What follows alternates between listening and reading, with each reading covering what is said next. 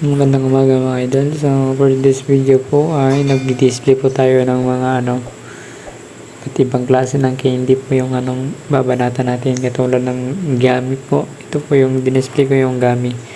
So kung paano magayos, ganito lang naman po mga idol. So pinahiga ko lang po yung produkto po, kasi di po siya pwedeng pang patayuan kasi madali pong matumba. So ginanyan ko lang po yung pag-aayos niya. Nakikita naman po yung pangalan niya po. Yan po yung pinakamalaga, yung pangalan. Kailangan talagang nasa ibabaw. Dito naman po yung guava.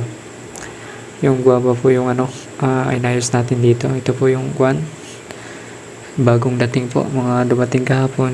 So dito pinalagay ni Madam. So ito po. Dito naman yung kasunod, yung Manyos candy. Kasama rin to sa dumating kahapon. So may bakante pa naman, dito pinalagay. Sa kabila niyan mga biskwit.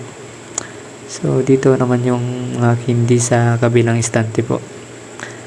So dito naman papakita natin dito kung paano magayos. So ganyan lang po kasimple mga idol, ganyan lang po ka-basic.